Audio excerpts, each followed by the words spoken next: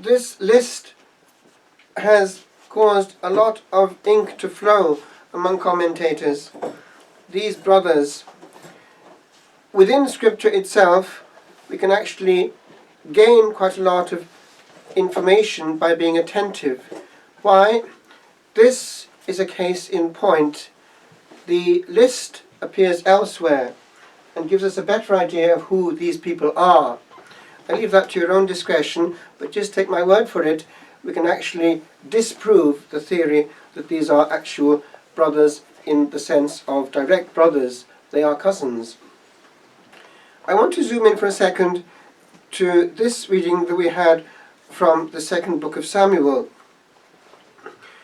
We notice that the angel of the Lord is called upon to halt the punishment when it comes to Jerusalem itself. Now, this has happened actually closer to us in history than we think. I heard it from several sources, and it is true.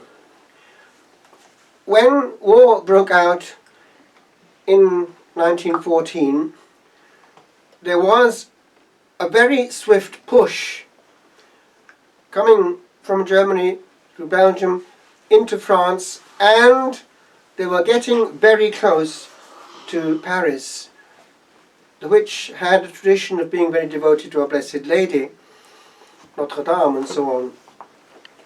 They had got within 40 kilometers of Paris, and as it was going, they were going to get the capital and occupy it, which was probably going to cause a very difficult situation for the whole of France, as actually happened in the Second World War when it was occupied. And Our Lady intervened. Apparently, we know about it because of leakage. The German authorities, war authorities, had strictly forbidden any German at all to say anything about it. Before dying, a German military chaplain did say something, and therefore that was one leak. But something else happened which was very interesting. There were 2 German soldiers badly wounded, and it happened that there was a French nurse trying to save their life. What they didn't know was that this French nurse actually had a good bit of German in her system, and she was overhearing what they were saying to each other in German. They were saying this: in the place where they were being looked after, there was a specific statue, and they were saying one to another in German, "That's the one we saw." It was exactly the same Virgin Mary. And what happened was this, we know now. She was standing, rather like this angel here, on a cloud, and she was making a sign, a clear sign, thus far and no further. And I believe also that she was seen by the French. I'm not quite sure about that, but what I heard and read was this, that on that side, towards Paris, she was also saying, by her gesture, not to go back any further. And at that point, something actually happened, which does not have any natural explanation. For some inexplicable reason, the whole push was completely diverted in another direction. A military U-turn in which they gave attention to another point and went in the other direction, away from Paris itself. It was in the area of La Marne, and in history it is referred to as le miracle de la Marne, because whatever else happened, it was certainly a strategic, unexpected surprise, the miracle of the Marne. And in the outbreak of the Second War, a strict order had been given inside, as it were, by the German authorities, there will be no miracle of the Marne. So they knew about it. That is one thing. Other things also happened.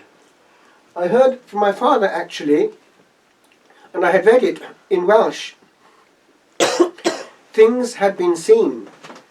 And my father confirmed it because he knew about it. And he put it like this: Rhyw ŵr ar y cwmwl, some man on the cloud. Now that was an angel. There were angels seen. It was actually during the trenches.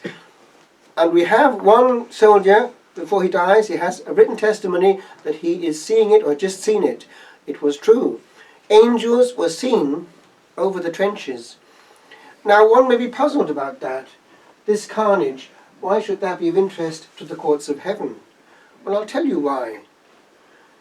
Each body contained an immortal soul, and each immortal soul contained eternity before it, and some history up to that point, which might be in need of washing.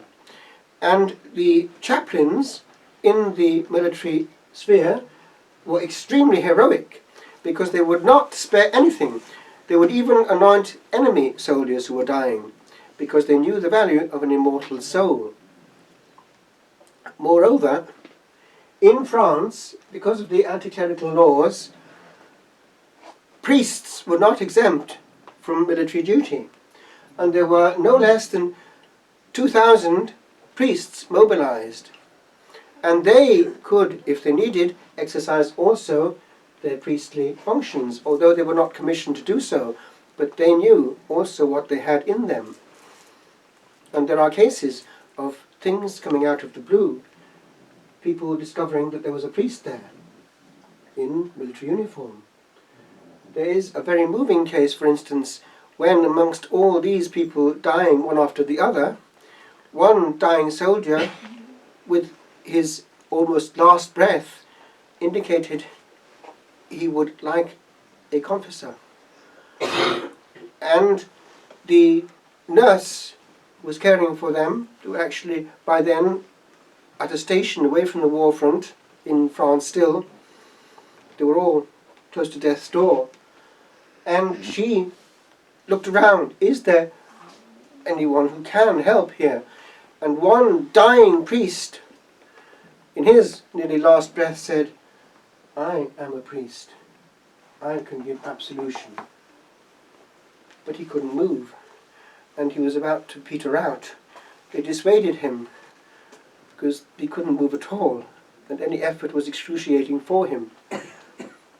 He knew the value of an immortal soul, and had little time for just a few more breaths of life, compared with saving one soul for all eternity. He tried, but he couldn't move. He was just petering out.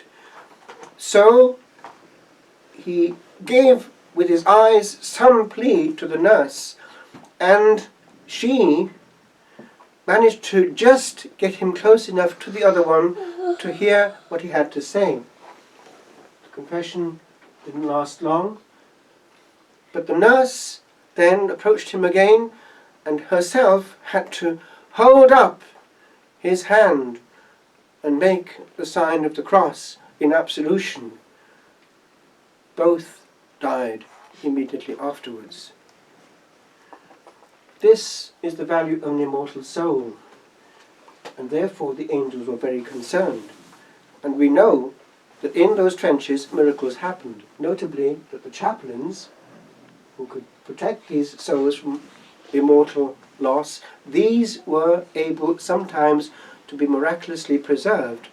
And we have testimony of soldiers seeing that the chaplains sometimes were miraculously preserved while they went from trench to trench.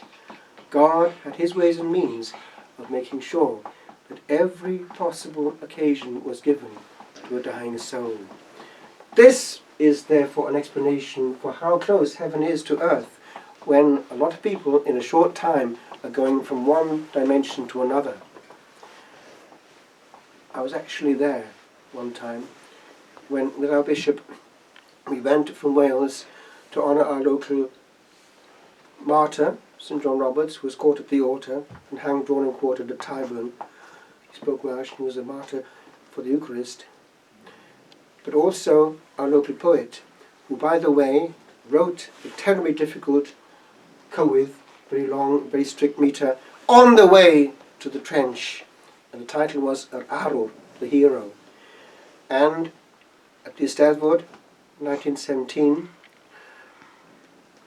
they chaired him, but he wasn't there. And so the black cope was put over the chair of the bard, who was already on the other side of eternity, with his brilliant talent, accompanied by the best of England and Wales, the flower of England and Wales, which was lost and never came back. All for what? I leave that with you, my friends. But life is precious, and people now throw it back in the eyes of God with suicide. We only come this way once, and we must have the same vision as the angels of the value of one immortal soul.